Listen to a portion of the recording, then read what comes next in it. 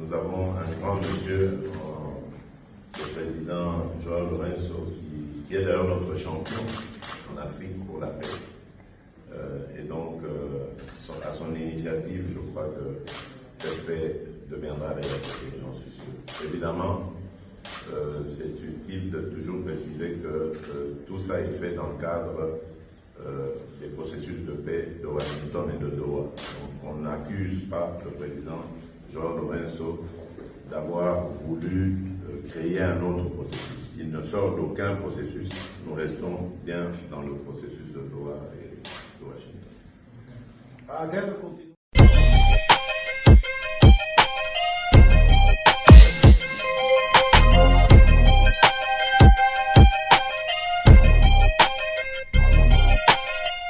Après s'être retiré du rôle du médiateur en mars 2025, l'Angola opère un retour progressif et discret dans les dossiers de la crise sécuritaire dans l'est de la RDC.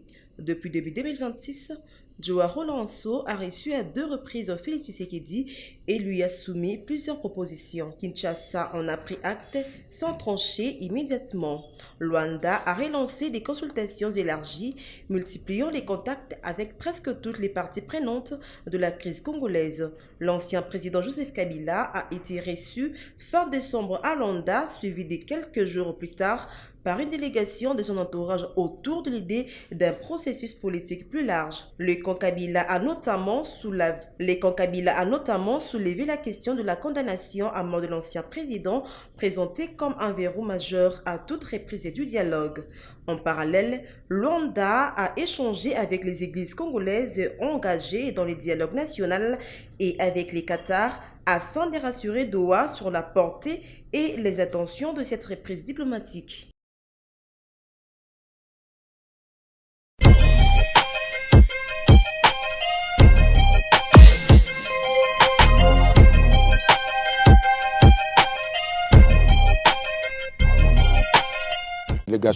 Après la 13e session de la commission mixte permanente défense et sécurité entre la République démocratique du Congo et la République de Zambie, tenue à Kitwe en République de Zambie, la République démocratique du Congo est honorée ce jour de vous recevoir dans la capitale qui préfère en vue de la tenue des assises de la 14e session de la dite commission. De prime abord, je vous souhaite la bienvenue et un agréable séjour à Lubumbashi, chef-lieu de la province au Katanga. Je profite de cette occasion pour rendre un hommage mérité à leurs excellences, Monsieur le chef d'État Hakainde Hichilema, président de la République de Zambie, et Félix Antoine Tshisekedi Tshilombo, président de la République démocratique du Congo, qui ont permis la tenue des présentes assises. Monsieur le coprésident, Mesdames et Messieurs les délégués, comme vous le savez, cette session se tient à un moment difficile où notre pays est agressé par la République du Rwanda dans sa partie Est, situation qui a causé des milliers de morts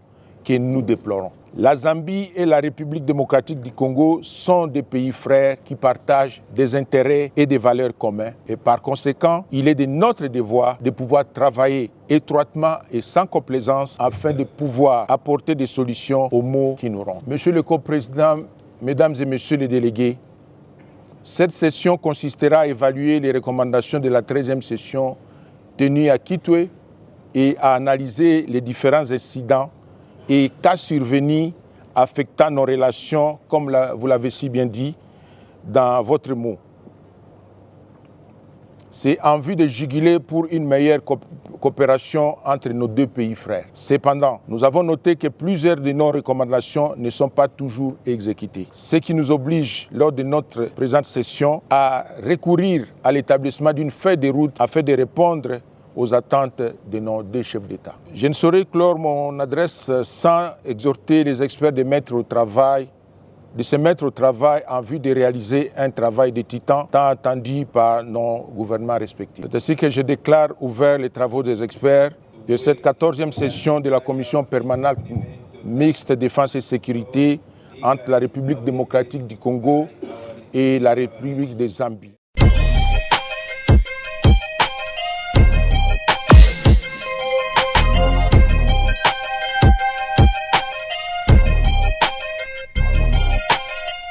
Dans le silence d'Intou, un écho résonne. Une maladie ancienne se glisse et s'étonne. La tuberculose est une maladie infectieuse grave causée par les bacilles de Koch qui touchent principalement le poumon, mais peut entraîner d'autres organes et se transmet par voie aérienne. C'est une cause majeure de mortalité infectieuse dans le monde, touchant particulièrement les personnes immunodéprimées, les populations précaires et les migrants. Deux facteurs comme un système immunitaire affaibli, la pauvreté, les diabètes ou le tabagisme augmentent les risques de développer la maladie. La tuberculose se manifeste par une toux persistante, parfois avec du sang, de la fièvre, de sueur nocturne abondante, une grande fatigue, une perte d'appétit et de poids, ainsi que de douleurs thoraciques. Ces signes, appelés signes généraux, accompagnent souvent de problèmes respiratoires liés à l'atteinte pulmonaire, la forme la plus courante. Cette maladie entraîne des complications pulmonaires telles que insuffisance respiratoire, des atteintes à d'autres organes comme les cerveaux, les os, les reins, avec des séquelles neurologiques ou osseuses, des complications cardiaques et même la mort sinon traitée. La prévention repose principalement sur la vaccination BCG pour les enfants,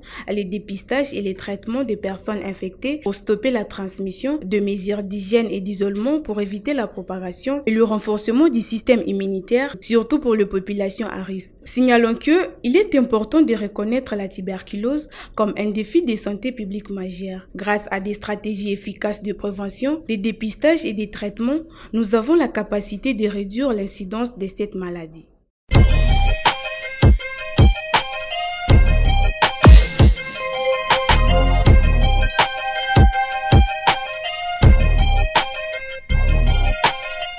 La pomme de terre est riche en vitamines, notamment la vitamine C, qui aide à renforcer le système immunitaire, et en vitamine B6, importante pour le fonctionnement du cerveau. Elle contient aussi de minéraux comme le potassium, utile pour réguler la pression artérielle et soutenir la santé cardiaque. De plus, la pomme de terre est une bonne source de fibres alimentaires, favorisant une digestion saine et aidant à maintenir un bon transit intestinal. Sa teneur en amidon résistant agit comme un prébiotique, nourrissant les bonnes bactéries dans l'intestin. En outre, elle apporte une énergie durable grâce à ses glucides complexes, idéal pour les sportifs ou ceux qui ont besoin d'un apport énergétique stable. Enfin, consommer sans excès et préparer sainement, cuite à l'eau, vapeur ou four, la pomme de terre est un aliment rassasiant, faible en calories, qui peut s'intégrer facilement dans un régime équilibré. Loin d'être un simple accompagnement, la pomme de terre est un allié santé polyvalent qui mérite d'être valorisé dans notre alimentation quotidienne. En la consommant avec modération et en variant le mode de préparation, elle contribue à une nutrition saine et équilibrée.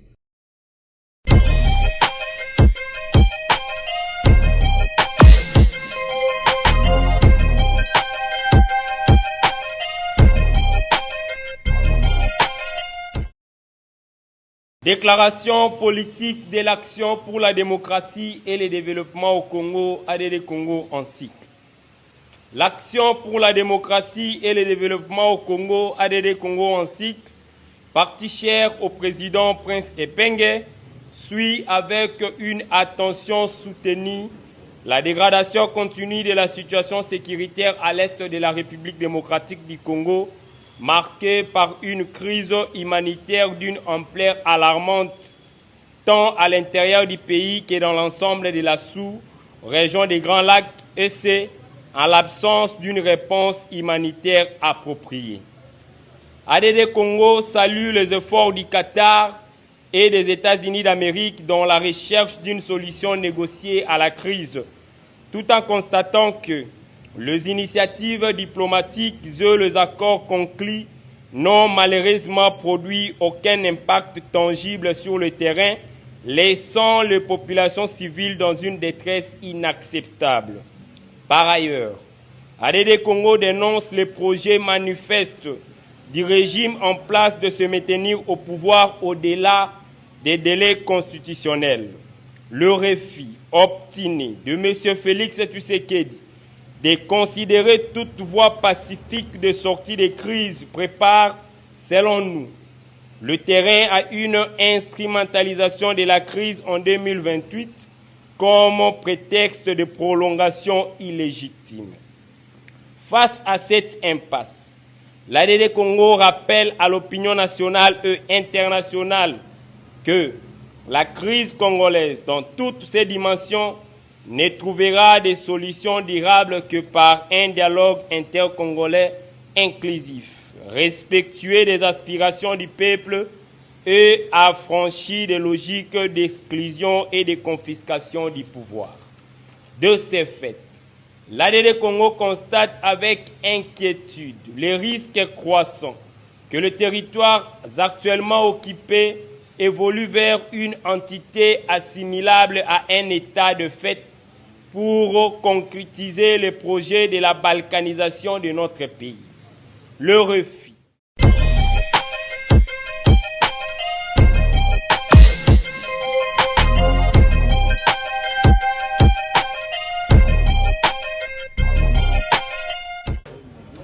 La légende de Giting. Mais il y a ça là-bas, il y a mineur. Un mineur mangeable.